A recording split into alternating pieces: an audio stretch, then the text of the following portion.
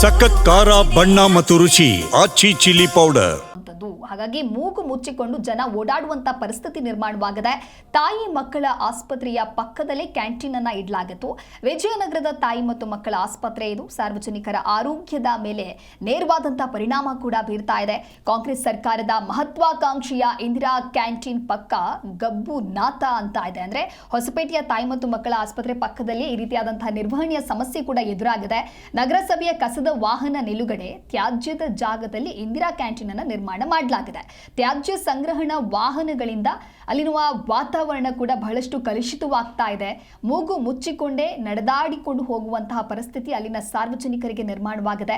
ಸ್ವಚ್ಛತೆಯನ್ನ ಕಾಪಾಡಬೇಕಾದಂತಹ ನಗರಸಭೆಯ ಆಸುಪಾಸಿನಲ್ಲೇ ಸ್ವಚ್ಛತೆ ಅನ್ನೋದಿಲ್ಲ. ಸ್ವಚ್ಛತೆ ಎಲ್ಲವೂ ಕೂಡ ಮಾಯವಾಗಿ ಹೋಗಿದೆ. ಹೆರಿಗೆ ಆಸ್ಪತ್ರೆ ಹಾಗೂ ಇಂದಿರಾ ಕ್ಯಾಂಟೀನ್ ಪಕ್ಕದಲ್ಲಿ ತ್ಯಾಜ್ಯದ ದುರ್ನಾತ ಬೀರ್ತಾ ಇದೆ. ಹಾಗಾಗಿ ಅಲ್ಲಿನ ಸಾರ್ವಜನಿಕರು ಕೂಡ ಬೇಸರವನ್ನ ವ್ಯಕ್ತಪಡಿಸ್ತಾ ಇದ್ದಾರೆ. ಪಾರ್ಕಿಂಗ್ ಮಾಡ್ತಾ ಇದ್ವಿ, ಒಂದ್ಸಲ ಇನ್ಸ್ಪೆಕ್ಷನ್ ಮಾಡಿ ಸ್ವಚ್ಛಗೊಳಿಸ್ಕೊಡ್ತೀವಿ ಅಲ್ಲಿಗೆ. ಆಯ್ತು, ಅದನ್ನು ಇದುವರೆಗಂತೂ ಯಾರು ಗಮನಕ್ಕೆ ತಂದಿಲ್ಲ.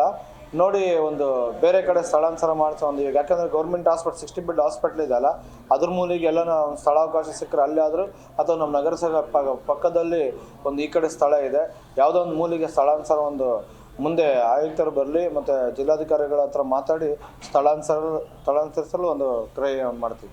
ಅಲ್ಲಿ ನಾವು ಪಾರ್ಕಿಂಗ್ ಮಾಡ್ತಾ ಇದ್ವಿ, ನೋಡ್ತೀವಿ ಅದನ್ನ